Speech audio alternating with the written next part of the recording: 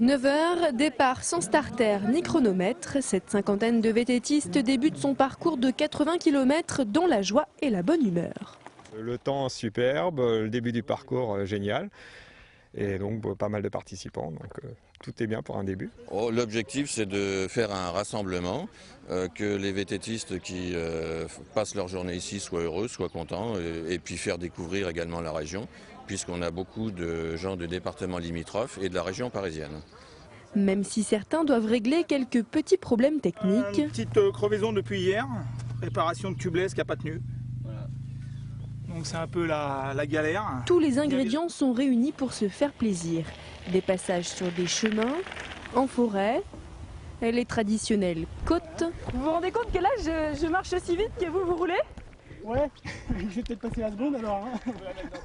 C'est vrai que c'est très dur physiquement parce qu'il y a beaucoup de relances, c'est très technique, donc on a du mal à trouver son rythme, quoi. Donc quand il y a des parties roulantes, ça va à peu près, mais sur les singles, c'est assez dur. Sans oublier l'atout numéro 1, les vignes. Le paysage séduit et devient à travers ce raid un argument commercial. J'étais venu l'année dernière et que ça m'avait bien plu, donc je reviens cette année. Qu'est-ce qui vous a plu? Le parcours, ça nous change de par chez nous, c'est au milieu des vignes, c'est un petit peu bosselé.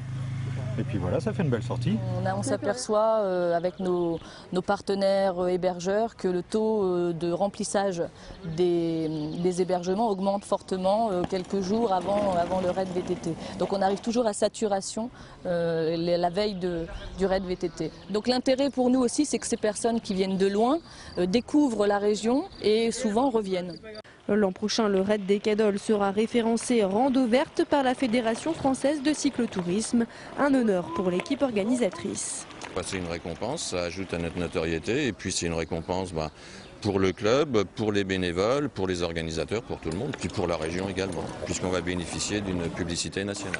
Il y a 13 ans, 25 VTTistes y participaient. Cette année, ils étaient 1117, un record. Et l'an prochain, les chiffres devraient continuer à grimper.